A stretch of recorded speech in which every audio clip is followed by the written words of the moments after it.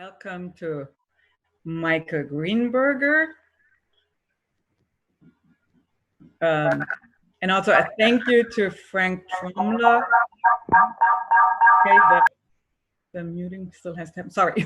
So also first to start with a thank you to Frank Tromler, who introduced us to Michael Greenberger and the topic that he will be covering now today, Meissen, a Fragile Legacy. So Michael became a collector already when he was young and stayed with it then as his professional career.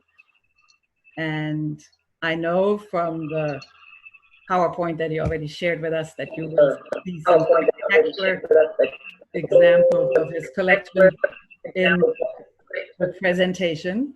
And he has also published a book recently based on his own collection that you can acquire at the usual outlets like Amazon. And so herewith, I'm turning it over to Michael and the early history of Meissen porcelain. Well, thank you, Maria. First and foremost, I want to thank the German Society for this amazing opportunity. Of course, this lecture was, planned in the beginning of this year before any of the thought of Zoom came to mind. And of course, it isn't preferred, but at the same time, I think we didn't expect a large group of people this size. So I'm glad today that we have so many people that maybe wouldn't be able to make the lecture if it had happened in person. So I'm glad that I can kind of open the stage that way with the German Society. I'll explain a little bit about myself as well. My name is Michael Greenberger. I've been collecting 18th century Meissen for around 6 years now. And even though it's a short time, and I welcome. There's a couple people here today I know who are scholars of Meissen porcelain. I'm still early in my studies, but I'm happy to share Europe's first porcelain. My background is an undergrad in fine art, and I will be doing my upcoming master's program in art history in the fall. I released a book, early Meissen Porcelain, the Michael Greenberger collection, with the help of the Dresden State Porcelain Collection, which has opened many doors such as this. So I'm going to start. I hope everyone can see the screen and everything's good. I know that there might be technical problems, as we said, but this is our first time. So just to give a little background of sort of the map of Germany, where we're focusing on. So I hope you can see my pointer. So there's Dresden, and Meissen is very close to Dresden. The picture I have to the left is Augsburg Castle, and this is where Meissen would first establish in 1709. Of course, they would later go on and expand into a much grander manufactory, but this is where it was established. And you can see kind of where it is in the Saxon states. So you can kind of get an idea of where we are. And I will also go to a timeline. If some of you are on your phone, it might be hard to see this, but that's okay. I'm kind of just putting this up so you can get an idea of the year of what we're going to focus on. So we're focusing on 1710 to 1760.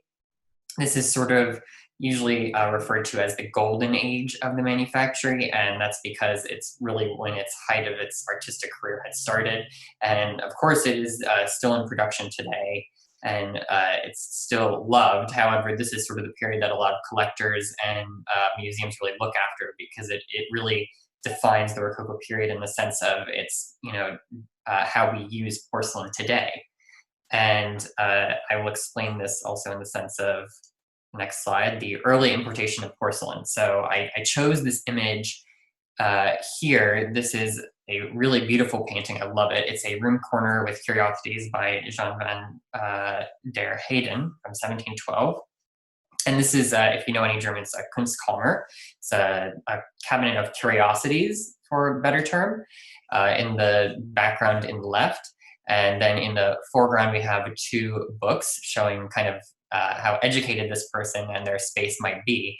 But I'm focusing more on the back with the cabinet of curiosities, and they would refer to this as because this is sort of, if you have any collection of conversation pieces or pieces of science, this is where you would put them.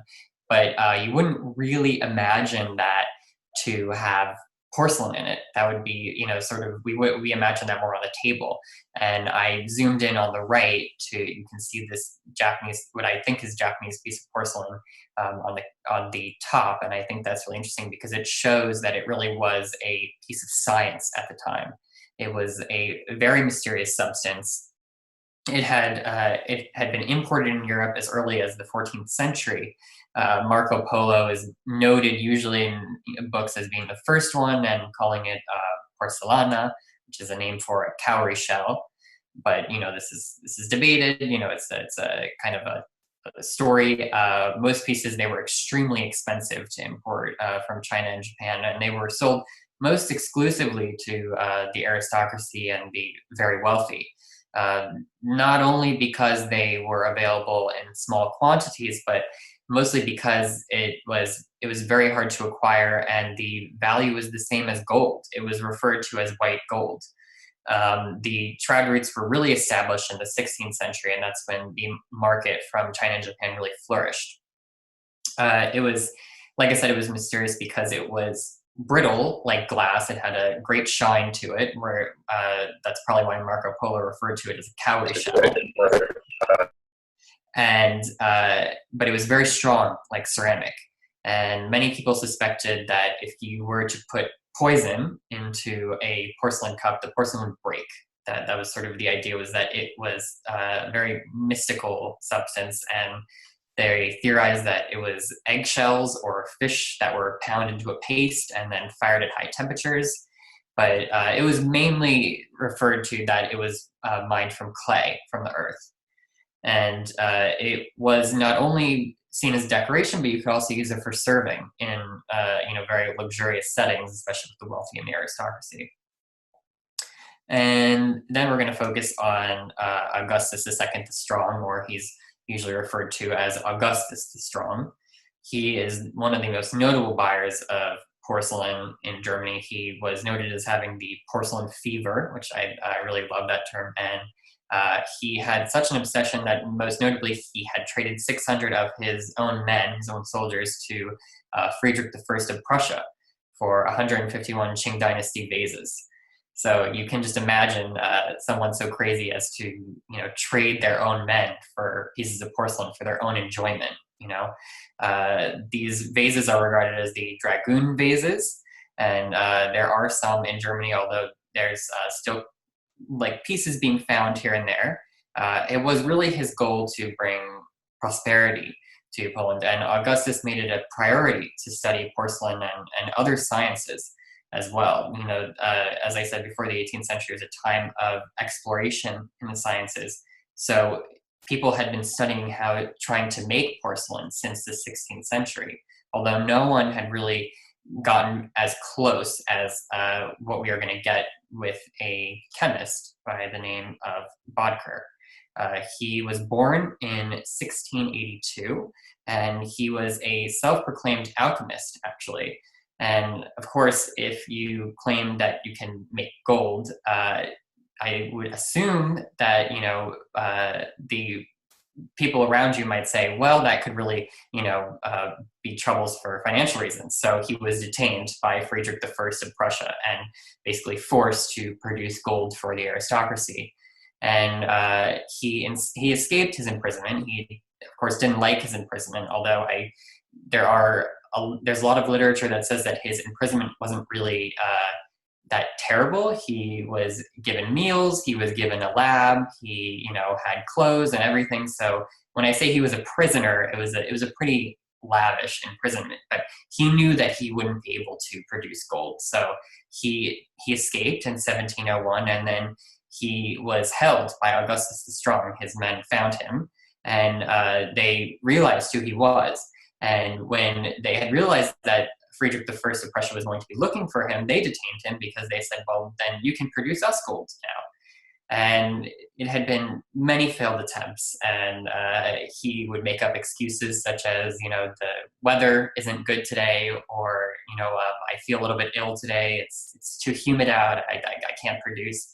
And Augustus became really tired of these excuses. So he sent him to work in the porcelain labs. They had been studying how to make porcelain, of course, just as many other labs had been. And he had met a man by the name of sorry, I have to excuse my German is not great. Einfried Walter von Trussenhaus, who was born in 1651. So he was older than Bodker. Bodker was in his 20s at the time. And von Trussenhaus was a mathematician. He had been able to make a sort of milky glass very close to porcelain, but he hadn't really been able to master it. And Bodker was young and very ambitious, but he was also noted to be a drunk and very temperamental to work with. So the two didn't really match well at all, apparently. They really kind of stayed on their own sides of the room and didn't really talk very much. But 2 years later into these studies, von Trussenhaus died very suddenly. And Bodker would then receive all of his notes that he had left.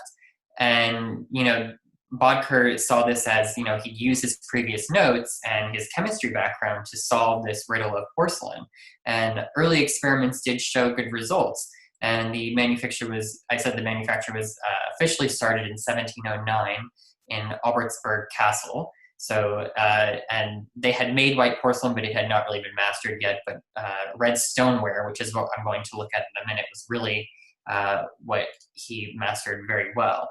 And this is Meissen from 1710. This is what is called Bodker stoneware, because it's very similar to stone. It's a teapot. It is very close to the Chinese pieces that would have been stored in the Johannam, which is a Dresden 16th century Renaissance building. Current day, it's actually the Dresden Transport Museum. So it's changed over, but at the 18th century, it would have been where all the ceramics were stored that were in the collection of Augustus the Strong. So at that time, when this piece is not Chinese, it is German, it's Meissen, but it would have been copied almost exactly as that of the Chinese. That was really the goal, and they only did it in stoneware, partially because they hadn't mastered the white, but also because they wanted it to complement that of the Chinese wares. I'm going to show two more examples here. The one on the left is a tea canister, and the one on the right is a bust. The one on the left is very, very popular. There's many different versions of this one, which I'm going to show another one in a minute. But it was really amazing because you can see the versatility of color here, and also how crisp they were able to get some of those reliefs in the stoneware. It's very similar to almost a Japanese lacquerware. It could be polished very well. It could even be carved and it usually was, by Bohemian glass cutters. Most of the articles that we have that are based off of Chinese porcelain, like the one to the left, are based off of the Chinese Yixing ware. But you can see the originality with the one on the right. And this was likely modeled after a Baroque model, a Baroque figure, probably a marble one. And you can see that really breaks the mold from the Asian influence, which is really great to see and very interesting, where we're getting into sort of a new period of decorative arts aside from that of importation. And this stoneware was produced for a very short time, maybe only like 5 years, which makes it extremely, extremely rare. It's very sought after by collectors, and most of it was not marked at all. So, it's commonly mixed up with that of Chinese porcelain, and there's still pieces that are being discovered in private collections today. And then we're going to move on to what is called white gold. I love this image. There are two tea caddies in the Metropolitan Museum of Art. And the one on the right is white, and the one on the left is red stoneware.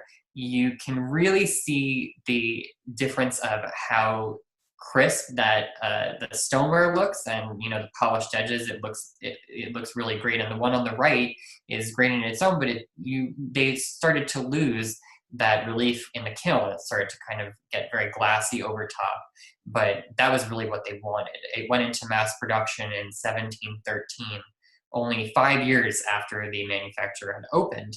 And the recipes from 1730 state that the composition was mostly made up of colded clay as well as silicous earth. And these have a sort of creamy base. Some examples have been found to have alabaster compounds as well, so you can sort of differentiate that from, we'll see some of the white porcelain that comes up in the 1730s, where you get a really, really white bluish base as opposed to this sort of creamy white base. So I have two white examples here. Much like stoneware, this material was very versatile. However, Bodker couldn't crack that code for enamels. He would die really before the white porcelain went into, you know, big manufacturing, you know, and he really couldn't crack the code for the enamels. He wanted to really badly, but he couldn't, and he would die before that happened. But it could be gilded, and it could be fired at lower temperatures after that gilding. The gilding would not have really been done in the manufactory. It would have been done in Augsburg, which is very famous for craftsmanship, such as goldsmiths and silversmiths. And the two that I have as example here, the designs are much attributed to that of J.J. Erminger, who was the Dresden court silver and goldsmith. So he really, you can see these examples, if you were to think of them in silver, it would make a lot of sense. And because that's precisely what they were modeled after. They were modeled to look in that way. And you can see on the one on the left is a very crisp design, and that's because they mastered the slips, where they would model the flowers as a different part and then paste that onto the porcelain and fire it that way. The one on the right, as I said, was gilded probably by the Augsburg gilders, and that was done later. So it would have been finished in Meissen and then delivered to the goldsmiths. And I really love the one on the left. It's very Baroque and Rococo. It's very mixed, and it's a very famous piece. It's really, really lovely, and it really shows how creative that molding would have been, because it would have been very difficult. Most of those pieces did not survive the kiln. Actually, in some records, you can see that if they would put around 24 pieces, and only 6 would really survive the kiln, because there were many different errors with that. Like I said, they hadn't mastered that. They had kilns, but they didn't have a lot of them yet. It was only the beginning, really, for them. Then we get into some of the early enamels. Most of you might know the quote blue onion pattern. So blue enamels were discovered after many years and many different personalities who had come in. But one that was most famous was Johann Gerold Herold, who was brought over from Vienna from a little manufactory known as Papier, and he was appointed the new director. Under his direction, they found this very iconic blue enamel was produced. However, it was going to emulate the Nanking porcelain, but it was kind of hard to work with. It was very hard to get a distinct line. Many times it was very blurry, it wasn't very clear, and you know, there were times that it just wouldn't come out at all out of the kiln correctly.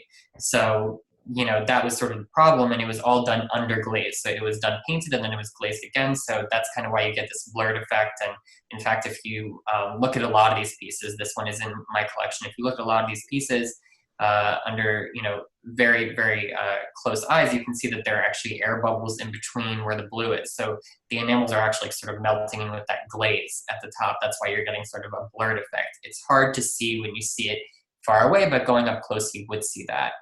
And Herold he really invented the overglaze painting. And I'm going to show you that in the next slide, this overglaze painting. It's a little bit hard to see if you can't get very close up, but this would have been a service of chinoiserie scenes that were based off of sketches by Herold himself. Now, none of these painters had actually been to Asia at all. Some of them probably never even traveled outside of Germany. So a lot of the scenes that Horld had created were really, they were fantasies of what Asia was like. So you really would see things not quite correctly depicted.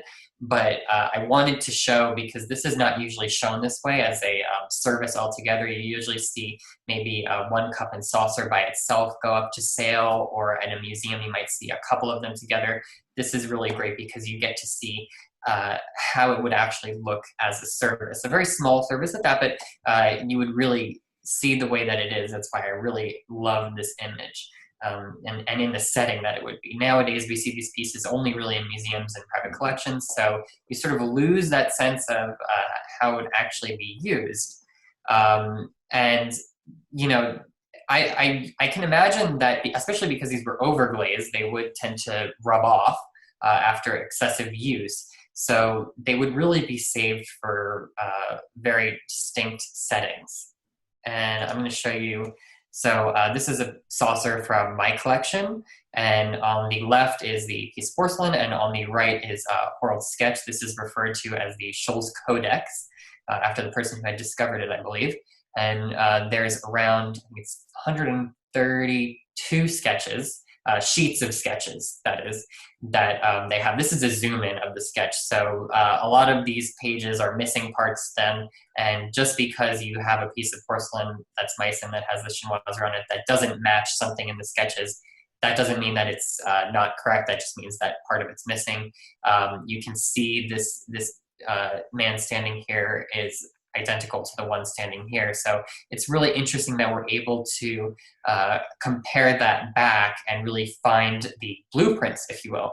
These sketches would have been given out to the painters of the manufacturing, and they would have been copied. It was really a guidebook for them to copy those pieces, and they would have been very, very detailed. And I love this saucer because I love how there's actually hanging scrolls that you can see that I'm sort of pointing to in the blue vase there, and they would really have no place sitting in that, as you really want to hang them and display them. But that's sort of to show that it was a fantasy. They were kind of taking things and putting them together, even if they didn't really make sense. It made for a beautiful scene.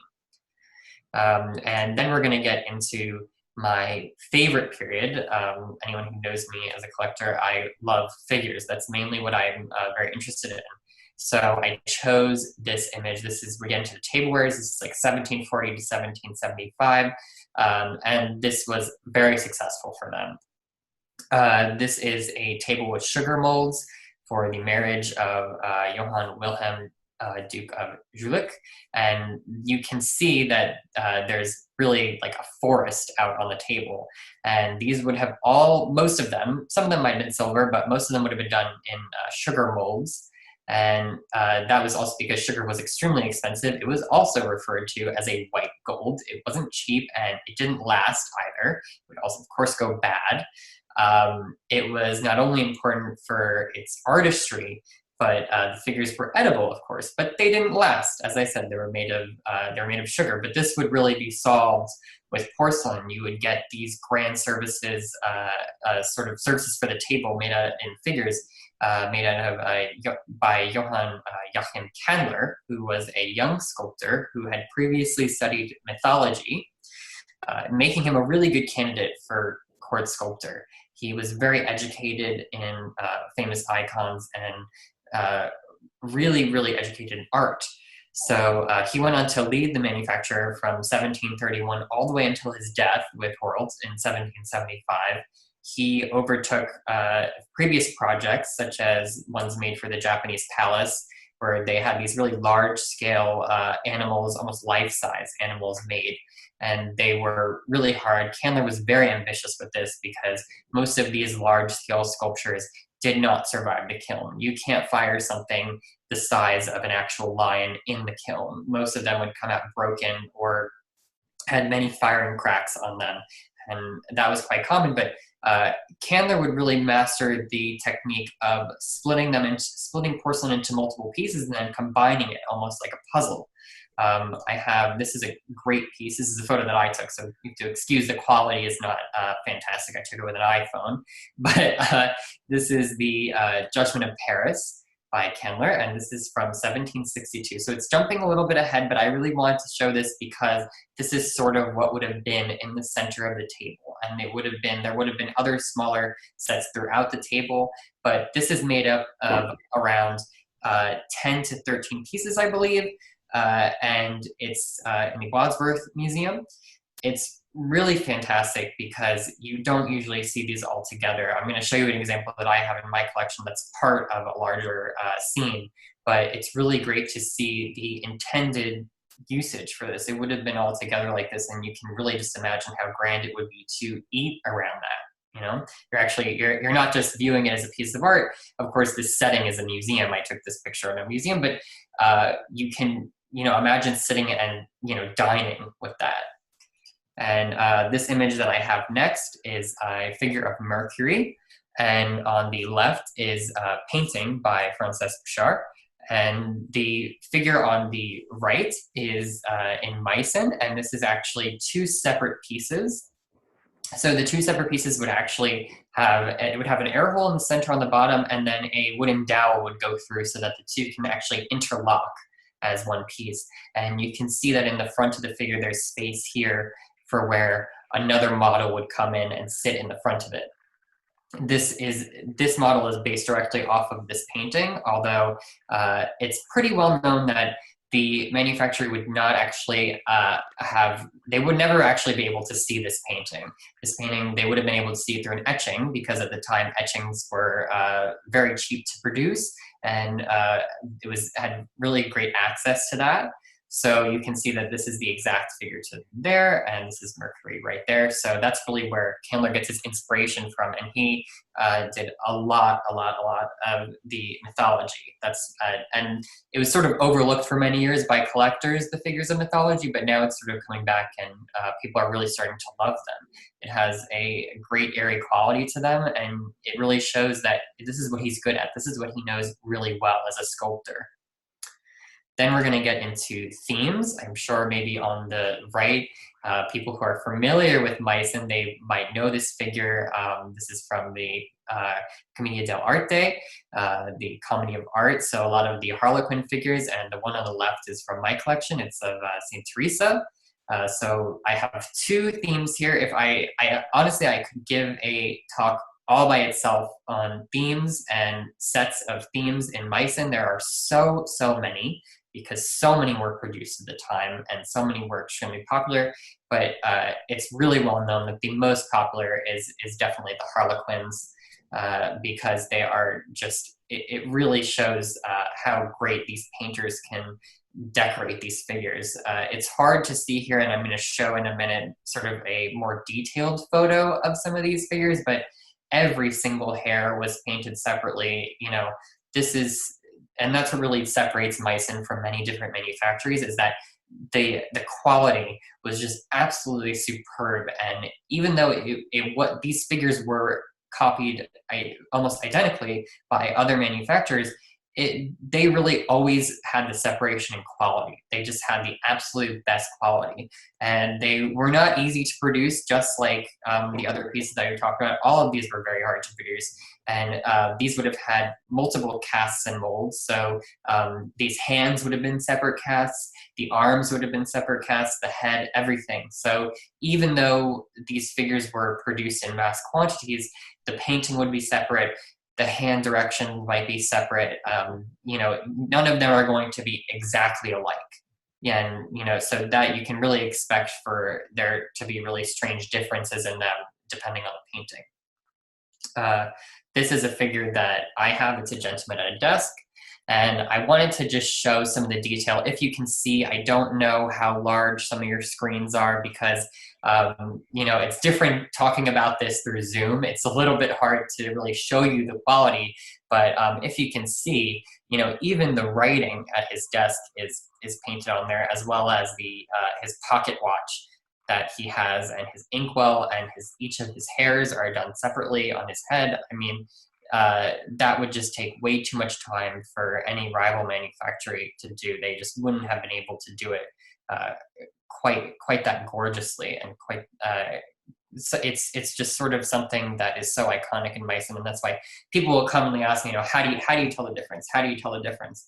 I always say quality is the best thing. A lot of people will go off of marks in these things, and I think that's sort of a mistake always to go off of mark. You really have to go by the quality of it, and also the enamels, the painting. And now we know, I'm going to talk more about this later when I talk about marks towards the end, but now we know that blues, there are certain blues and greens in especially figures that were produced at a later time because they had chromium in them, which would not have been used in the enamels as in the 1750s. So, and of course, unless you have a laboratory on hand, that would be quite hard to figure out. But people who look at enough of these things, you can really tell the difference when something has been decorated at a later time as opposed to when it was first created. And I want to go back to Tabor just for a second because we get a really iconic service, the Swan service. This was commissioned by Augustus III. Augustus II had passed away at this point for Count von Bruchel. And this was, it's noted as, the most famous porcelain service of all time. If you can see, this has a relief of 2 swans in it. It's really, really gorgeous. It was modeled by Kindler as well. And this service would have been made up of around 2,200 pieces. So you can just imagine how many different things there would have been: spoons, figures, salt cellars, all sorts of different things. And you can just see how well the coat of arms is painted on the top. And it would be really, really hard to produce, this low relief. It wouldn't have survived the kiln most times, and the sculpting is just really phenomenal. Then we get into some of the gallantry ware. So hold on my notes here. This is sort of the utilitarian usage of porcelain. So we go outside of the dining room, outside of the living room where you have, figures in private sectors, and we go into sort of like public usage and daily life. So we get things such as clocks, needle cases, cane handles, snuff boxes, all made out of porcelain. The one on the left is a snuff box that's in my collection. In the background, if you can see, is Moritzburg Castle. The mounts are redone, obviously, because they're definitely not from the 18th century. But at the time, these pieces would have been produced separately and then sent off to be done by a gold or silversmith to be mounted. So it would have not only been expensive for the porcelain, but it would have been expensive for the mountings to be done. And on the right, we have a small sword. I really love this one. You don't see this very often. But the sword handle is actually Meissen, and it's in the Metropolitan Museum of Art. It's really great to see this because these wouldn't have always been produced. Some of them would have been a commission. So it's really unusual to see these kind of things. And they're not marked. You can't take them out and find a marking on them because it's sort of really, the marking was not important for the time. It was, the most important thing was the decoration and the molding. That was really it. Then we get to we're going towards the end of the Golden Age. Unfortunately, we have the 7 Years' War, and this would last from 1756 to 1763. And this would be a major problem for the manufactory. In 1760, Dresden was under siege and, basically left in ruins in a sense, financially, because they, really didn't know what to do. A lot of their painters and molders would have left. They would not have been there, they would have looked after themselves. Although Candler and Horl did stay, again, until 1775. They didn't leave. They were very wedded to it. And Friedrich the Great of Prussia would sort of take over parts of Dresden, but he really valued the manufactory. He ordered large services for himself, and many of these he ordered when he was actually staying in Dresden. So in a way, he sort of kept the manufacturer alive, but at the same time, they were struggling financially, absolutely. But his underlying goal was not actually to help the manufactory. It was really to bring it back to Berlin to establish his own manufactory. So this is sort of what is responsible for a lot of those rival producers to sort of start producing. They would buy these pieces and bring them back and then study them. So, and this I included just a picture of what you can see. This is the ruins of Dresden after the siege in 1765. So you can really just imagine, thankfully the manufacturing survived, but Dresden would also have problems again during World War II. So they really didn't catch a break, but I want to stress that the manufacturing still survived through all of this, and they really still valued that quality. However, after the 7 Years' War, the quality did decline. This is usually referred to as the academic period, because we pass sort of the great painters of the time, and we go into sort of instead of an effortless Rococo and Baroque decoration, we go into a very forced one. At that time, this is all really, really popular. So you see over decoration. You see some decoration that's just sloppy, faces that are not very well painted. So you can really tell the difference in that sort of loop of it goes very up and then it goes down again and sort of up again. So it was really a hard time for the manufacturer. It had seen, we sort of start to see the end of that golden age.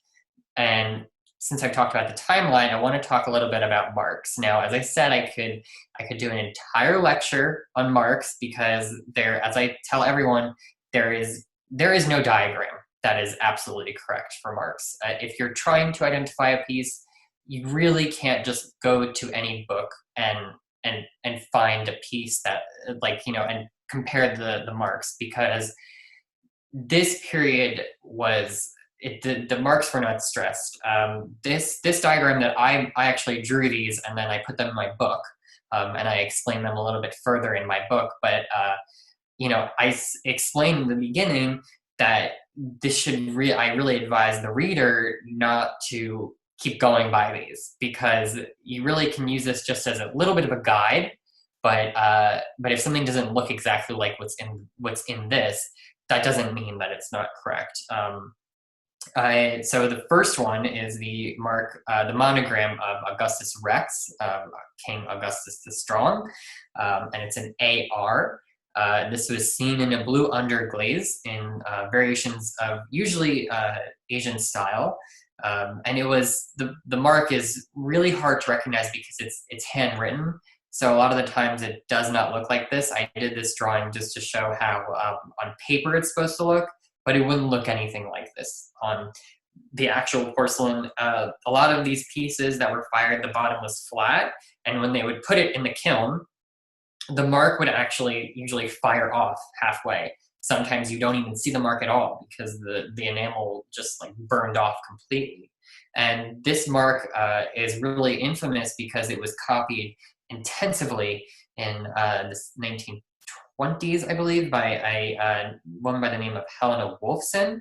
And there are a lot of different variations of this pattern, and she has been given, at the time, there was multiple lawsuits actually for her to stop using the mark, even though she wasn't claiming it to be, Augustus the Strong porcelain, but it looked too similar.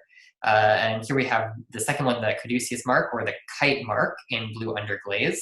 This was used very briefly and is first seen in 1723. It does not have any connection to the medical field, as some of you might know. It was probably copied off of that of Chinese porcelain, and sometimes there's actually a diamond kite attached to the top or bottom. So that's really interesting for me to see that it has no connection to what you would think it is. And was really made to copy that and imitate that out of the Chinese. The third one is a crossed swords mark, first seen in blue enamel, so sometimes it's actually on the top. It was usually seen on the top ones in kakemon, Japanese wares, in that style. And most of them are made for the Japanese palace, and then you'll start seeing the mark underglaze instead. But it was first enacted in 1724. but it wasn't really, they didn't force people to use that mark. The mark was seen as just an addition. So it wasn't really, at that time at least, it was not as serious as the overall decoration. The fourth one is a very interesting one. It's an engraved Johannine mark. As I said in the beginning, the Johannimas were all the collection of Augustus the Strong's porcelain was. So this is actually an inventory mark for the Royal Saxon porcelain collection. It always goes with the N followed by numbers, and then the W at the bottom would actually be for the white porcelain, or the Meissen porcelain. Although this W at the bottom would, in some cases, be a plus mark for Chinese porcelain, so it wasn't always done on Meissen, but this was actually engraved in the bottom of the porcelain. And I want to stress that just because there's a piece that has one on it doesn't mean that there are 400 other ones of the same one, because we can look at the inventory and see that, for example, this mark maybe would have been done for, I don't know, a pagode figure. And in the inventory, it says 32 pagode figures. So they would all have the same number. So there's not just one of them, but it does show a provenance of where that figure would come from. Number 5 is a really commonly seen one. This is the cross swords mark in blue underglaze, but it has a gilder's mark underneath it. This gilder's mark would have some confusion over the years. Some people would say that it is painter's marks, which is just it's not true. We know that now. But for a while, it just goes to show that through literature, some of these ideas would be debunked and then redone multiple times. It's usually seen from 1730 to 1750. Number 6 is also the cross swords mark, but I wanted to include this because this is sometimes what a cross swords mark would look like towards the bottom rim of a figure. Some of the figures, I think I can actually bring one out towards the end to show you, but towards the bottom they would put the mark because, like I said, instead at the bottom the mark would fire off. So at times they would put it towards the rim, the bottom rim of the figure. And actually I do have an example of that in the next slide, but it's really small and sometimes really sloppy. So it's really hard to tell. And actually that rim on the bottom, especially on the 18th century ones, you can see that sometimes that glaze would fall over. So they would actually take their finger and rim it around. That's why you sort of have the unglazed part at the bottom. That's what I was told. And the number 6 is number 7 is a cross swords blue underglaze with a dot. This is the dot period. So this was seen after the 7 Years' War, and it's sometimes referred to as the dot period, obviously for its dot. And it was used from 1763 to around 1774. Then we get to the Marcolini period, the star period, as it's sometimes referred to as.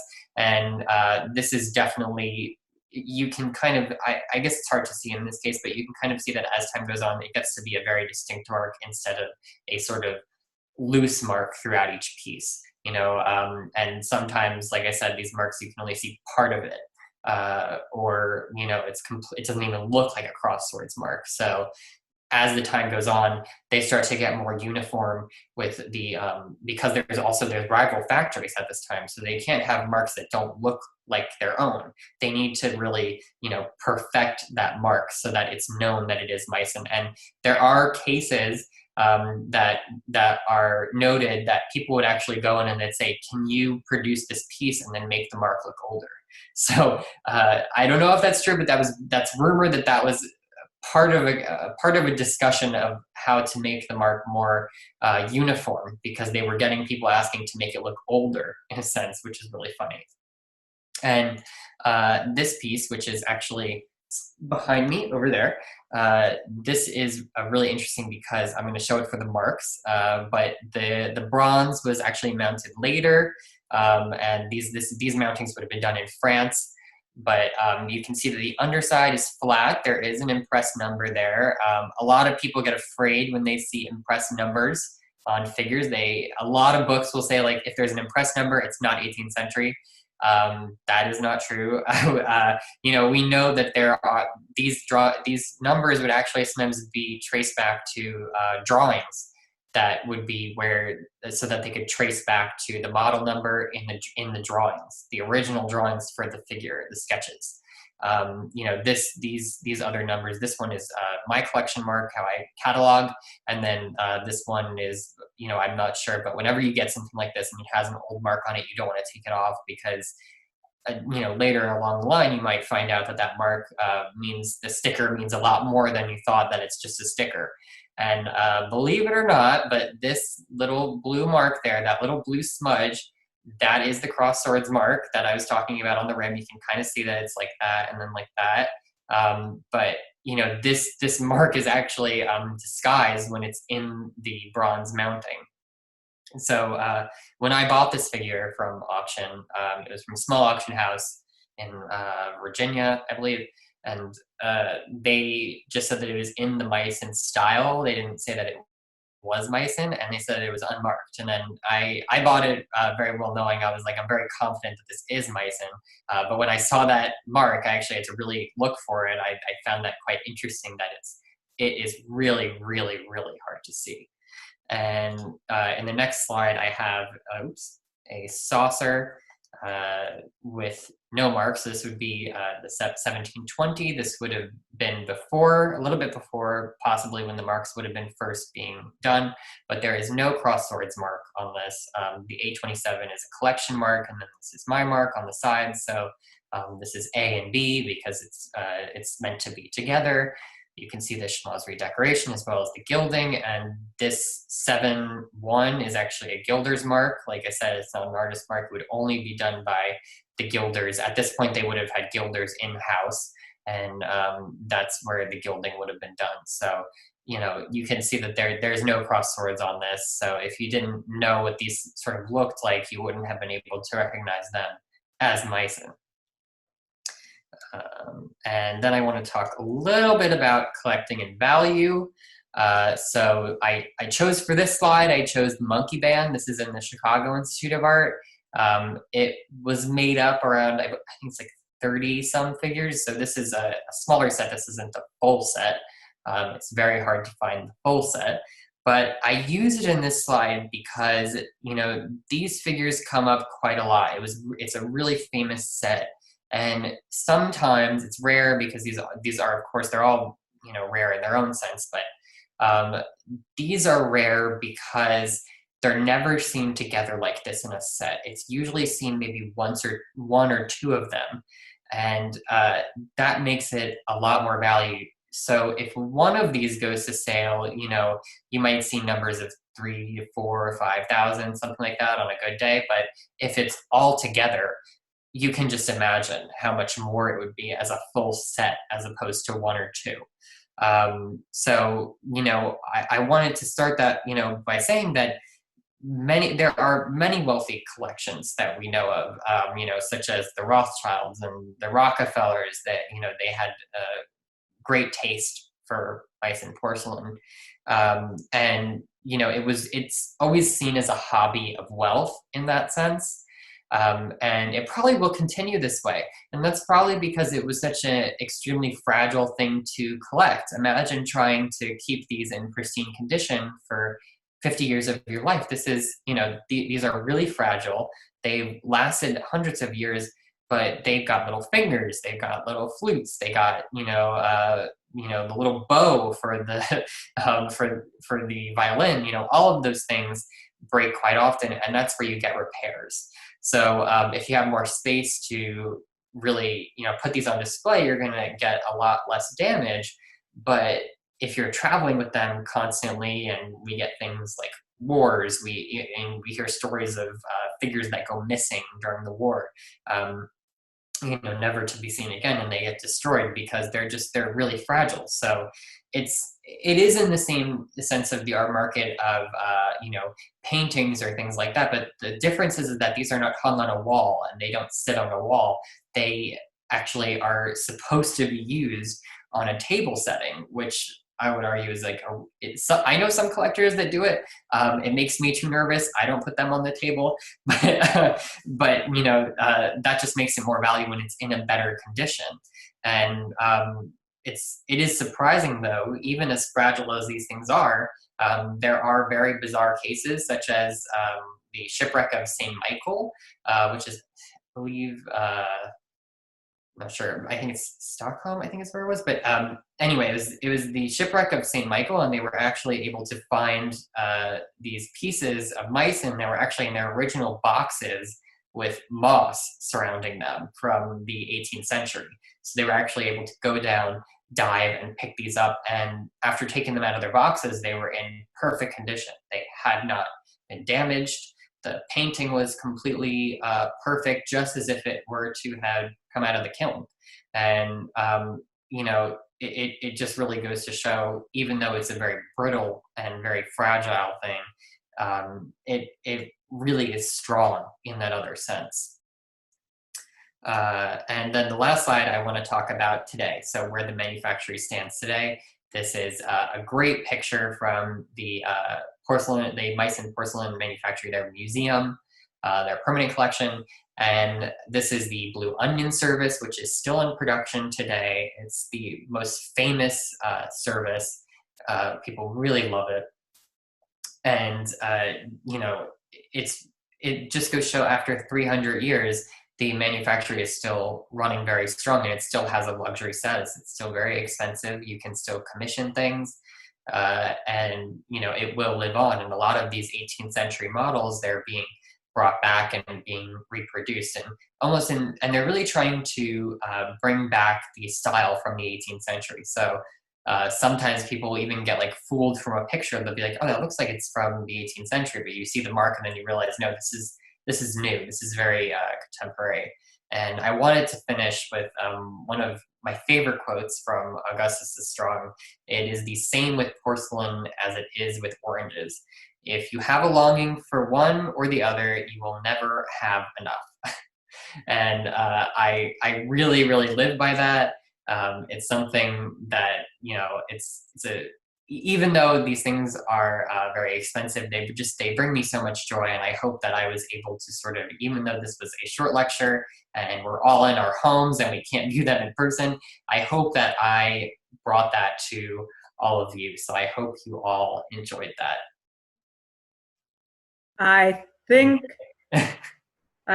that is definitely the case, that we all very much enjoyed your presentation, and that we only regret, you know, that we couldn't see the examples of your collection that you would have brought to an in-person event. And I really hope that we will be able to pull it off, that you can come back later to the German Society with these examples. And then you also mentioned that you could, of course, then talk more about the whole span of Meissen, not just the early examples. Mm-hmm. And so thank you very much for now. And then we have a couple of questions in the chat. The first one was about this Schultz codes. Are they digitized? Yes. Okay. So this is very interesting, and it's something that when I was producing my book, I had a lot of issues obtaining. I actually have a copy of the facsimile that was done in, I believe it's the 1930s. The sketches are in the Dresden Museum, I believe, or the Museum of Decorative Arts in Dresden. And they have a couple facsimiles out there, although they are not digitized. They are held pretty much as a very prized possession. The book is enormous. It is actually, the facsimile is the exact size of the sketches. For my collecting, I actually, I digitized them myself. I just took a picture of every single slide, and then I used that as a way to sort of, when I'm buying pieces, I can compare and contrast between that, because it's just too hard to bring the book out. But there are books in libraries, especially, you know, many museums like the Metropolitan Museum, for example, there are books out there that you can see pictures from it. The books are the major facsimile, which was done in 1930, is available. I was able to get mine I had to buy it at an auction, believe it or not. You can't even, most of these things you just can't buy them. It was a numbered series of around, I think, 1,500. So they produced very, very few of them. And I got mine for around $150. In comparison, it wasn't that expensive, but it's around like 20 pounds, and it's got all of these pieces of paper in 2 separate volumes, and then another volume sort of explaining the discovery of the Schultz Codex. So it's hard to come by, but if you have a piece, for example, that you think that there's part of it, I love doing that. Sort of I spy and trying to figure out where it is, because sometimes you'll see even just a sliver of something that looks similar to one piece of a terrain. I mean, it's not, exactly something that you can go back to, but at certain times, like the one that I showed before, you can find pieces that are really similar. Okay, and then a question from Marianne Eves. And so hello to Marianne, I'm glad you could make it. So what inspired you to start collecting? And, second part, where are you going to grad school?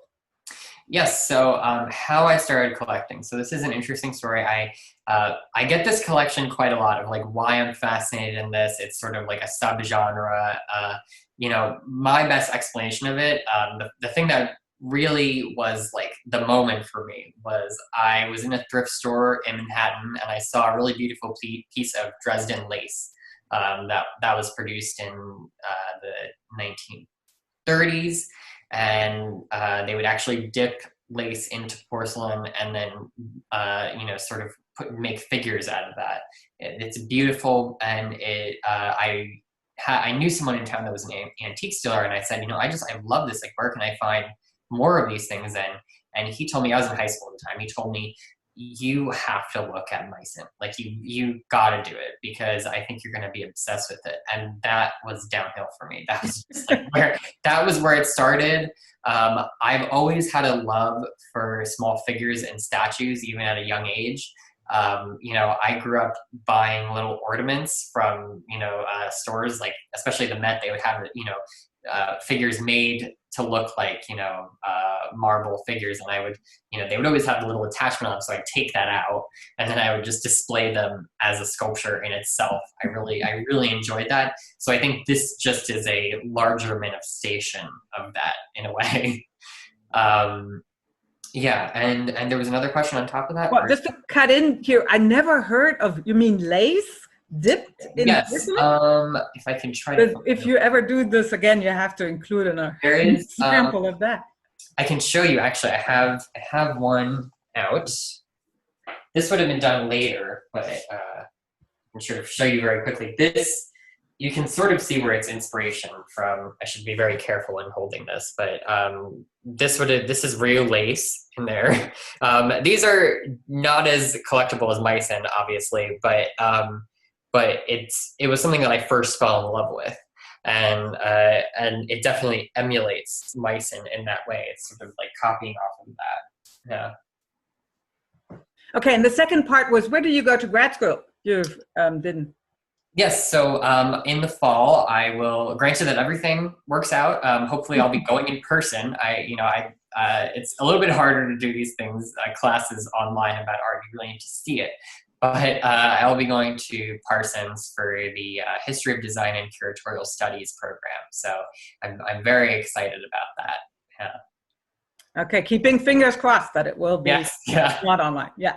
And then a question about, so the figures, were they sculpted, molded? What's the technical aspect? Sort of. Yes, so the figures would have been molded. I was going to include a photo, but I didn't have the rights to include it. So I really did want to include that because it's sort of hard to imagine.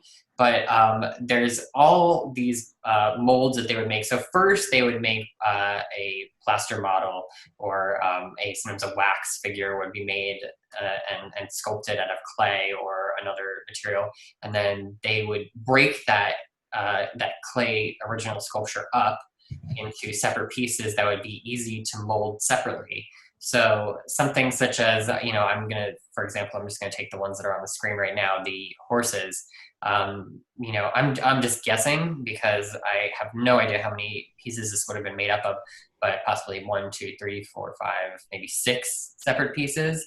And so, for example, the horse head would be something separate, and they would attach that onto the body. The legs would be something separate, and they would attach on.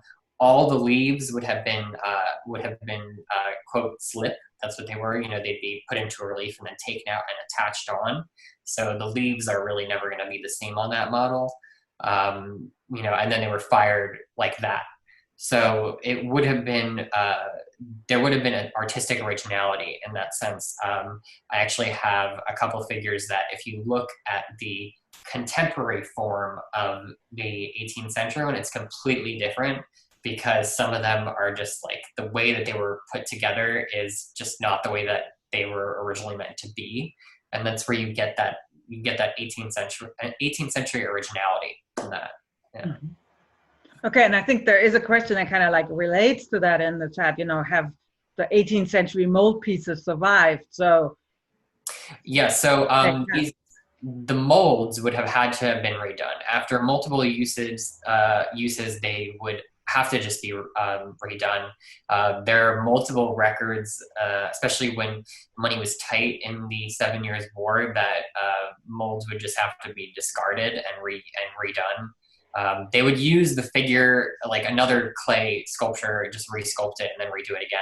It would have been a strenuous process, but they're made of plaster, so they would just degrade over time. They just become less crisp, Okay, and then a jump kind of like in time, but it's an interesting question. So do you know if anybody is collecting GDR era Meissen? So Meissen was in the German Democratic Republic, the location, and it continued to produce. Is that also worth collecting? Asking if it's continued to be produced today, or? No, I mean, during the years when it was in the GDR, is there a difference collecting wise, for those decades when it was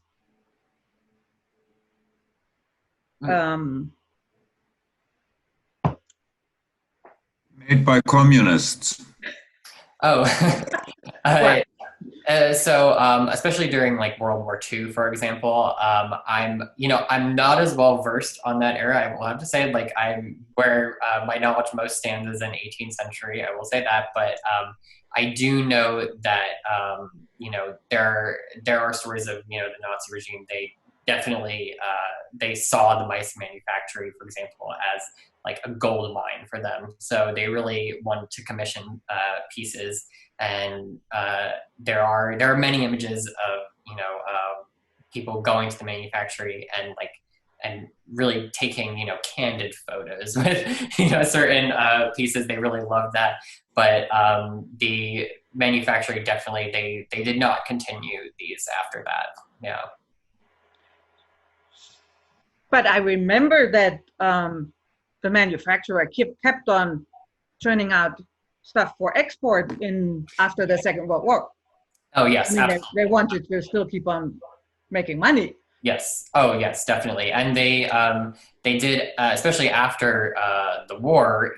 They produced memoriam pieces and things like that. So as to sort of grab that attention after that was over. So they went into their own archives, is what you're saying. Yeah. They didn't produce much new stuff anymore. Yeah, definitely. Yeah, definitely. I mean, they had commissions from certain places, but that stuff was not repeated. It was really since it was such a dark period in that time, they didn't want to reproduce some of those things after that period was finished. Yeah. But they were producing communist-themed porcelain. I was in Meissen before the wall came down, and I went into there and I saw that wonderful table setting that you had displayed towards the end. That was there still at the time as an example of traditional Meissen, but they had what I would consider ugly and almost scary things that they had to produce. So, I'm just wondering if any of that is still around or if that went by the wayside when the wall came down. 'Cause Oh, it I'm was- sure it is. I'm sure it's definitely still around, but I think it probably has a different collector base. Like, you know, I think that most people gravitate towards more of this period. You know? Okay, another question about more about your time period then. So after it's about the marks, Mm-hmm. the time when the mark had a dot between the handles of the swords. What Mhm. does it mean if the dot is placed between the tips of the swords? Yeah, so if it's placed between the tips of the swords, it would have been on the top. That would have been in the 20th century, I believe. So if it's a very precise mark and it's toward the top, that would have been in the 20th century. If it's on the bottom, it would have been in the 18th century. Okay, so that's the difference. Good. Yeah. I do have a question from one of my friends, Shirley Mueller. She's a collector herself of Chinese exportware, and she asked me where do I obtain most of my pieces from. So I obtain my pieces from a vast amount of places. A lot of them are from auctions. I do a lot of small auctions online. I have sort of a highlighted list of the auction houses that I know will sell Meissen from this period. Although since I'm still early in my collecting, I don't have tons of funds to dedicate towards this. Although I really, I do work hard to try to fund it. So I do that, and then also I know a couple of private collectors in Germany and in London. One in France and a couple in the United States that, especially in this time, they are, struggling financially. They need to sell certain pieces and, sometimes try to make deals with other collectors because auction houses, sometimes people, they stay away from that. They think their pieces are too fragile. They don't want to part with them. And sometimes they feel more comfortable selling between collectors privately. Okay. And here is a question, again, jumping into the 20th century. So was there a lot of Meissen lost in the Second World War? Do you know whether museum collections were lost or whatever? Oh, absolutely. There was a lot of pieces lost. And there's so many stories. I think the most famous one that I can recall is the von Klemperer collection, which some of you, if you follow the auction world, you might know this. This was a couple years ago in 2012. The von Klemperer collection, he was the head of the Dresden Bank in the late 20th century. The late 19th century. And he died in the early 20th century. But he had a collection of 18th century Meissen and some more contemporary that were, it was a phenomenal collection. And during the war, it was the Nazi regime was very interested in it. They wanted to have it, but the family said no. But they also knew that the Russians were very interested in the pieces as well. So the goal was to hide them. That was the idea, was to hide the pieces. I think it was almost 1,000 pieces of porcelain, even chandeliers made of Meissen porcelain. And the goal was to bury them in the Dresden mountains. And the story goes, I don't know if this is fully correct, but the story goes is that the driver who had all of the pieces was going to bring them to the mountains to dig them up, and he was told not to stop because if he knew that there were people looking for the pieces, they really wanted them. And he did stop he was very tired, he needed to relax, and then Dresden was bombed. So and those pieces were missing for almost 100 years until in the State Museum of Dresden, they found actually a box of almost like different fragments of Meissen pieces. And some of them they can put back together, but a lot of it is, it's very sad because we don't really know. A lot of them are just completely missing. But it goes to show that over the years we're finding more and more. So some of those pieces went to sale to actually be sold for the family, but some of them look like they have been almost shot. They've been shot at. Like that's how damaged they look. So that's the most notable collection that was lost. And also the Japanese palace was destroyed, but a lot of that porcelain was taken to a safe space before that. So luckily we have those pieces, but you know, there are private collections that you know, they're just unfortunately, you know, they're gone. Okay, so then here is a question: if you have a piece with minor damage, should you repair it? Yeah, so this is a great question. Yeah. I get this so often from people. So I have pieces with damage. I mean, most of the pieces, the figures especially, they're going to have something. The most vulnerable parts are probably the fingers, and people get really scared about that. I think the most thing is like if the head has come off. That's like one of the things that people just completely freak out over, especially collectors. It is worth repairing depending on the severity or how much it will cost to repair. Although you should definitely go to someone that really knows what they're doing, because I have a lot of pieces that have older restorations on them that they just don't last. You know, with art restoration, you know, we use things 40 years ago that would never have been used today because they just don't last. With UV light being one of the, you know, biggest culprits, it just discolors and will, you know, completely destroy the image of the piece. On the other hand, I've seen pieces that are just like, the restoration is phenomenal.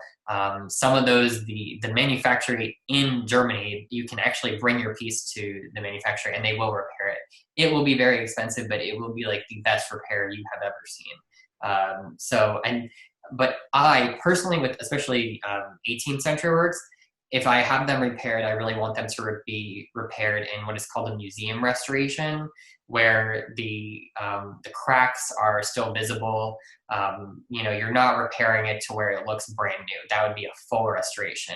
I think I don't know, it depends on the person, but personally I like it to actually have some of that history when it's broken. And a museum restoration can be taken apart quite easily and then redone at a later date. Whereas if you're really committing to a museum restoration, which can cost you a lot of money, you really can't go back from that, and that might discolor over time. So it's really up to you and how much money you want to put forward to that. Note that restoration could take a very long time. I've had pieces for a year in restoration, but then I get them back and I'm like, I can't believe that this looks like nothing's ever happened to it. So, you know, that's mostly personal, but I think in the terms of really keeping things the way they should be, I think museum restoration, that's what I prefer. Yeah. I prefer museum restoration, keeping it really the way and not interfering with it so much. They used to restore a lot of these things, especially fingers. They would use a diamond drill and then actually drill a hole into the end of the figure, and in the other end, put a metal rod in between and then glue it down that way. And that actually does a lot more damage than what you want. Yeah. Because now you're really, you know, you're risking breaking it by just drilling the hole into it. You really don't want to do that, but some people want that full restoration. I prefer just to do as minimal invasion as possible. I think that's great advice. Yeah, yeah. With this museum restoration approach, it should be reversible. We know this from the book preservation community too. I mean, it should not be. It should always be something that you can take back. Yeah. It's always something that you can take back, and thankfully we have more modern materials that we can use. And there are some great pioneers in studying, especially Meissen, what the best way is to restore it right now. So we are learning more as the months go on. It's great. So in terms of resources, is there a Meissen society that then, you know, has lists of reputable places where you could get stuff restored, or do you do this all yourself?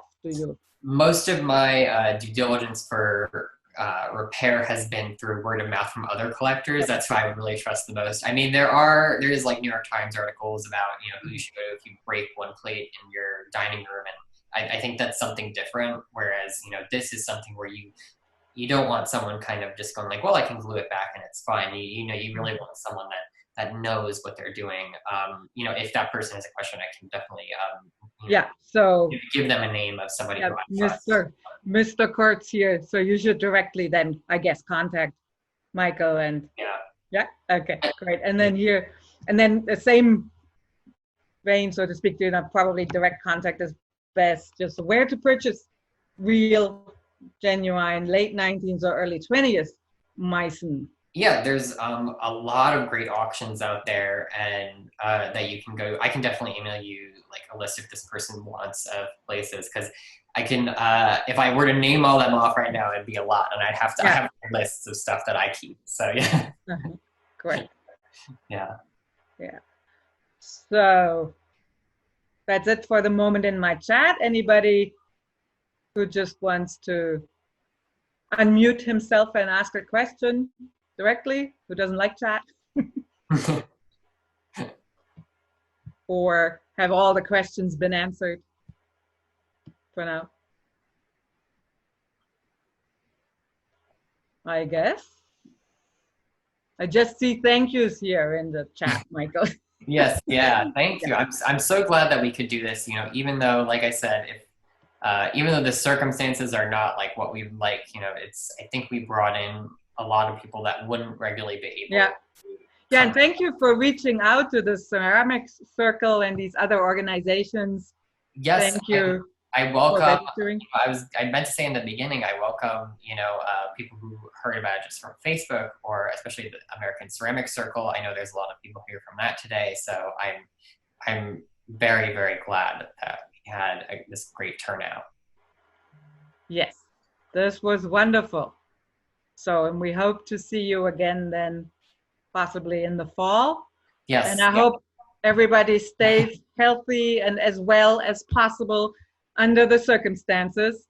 And thank you for attending from all of us at the German Society.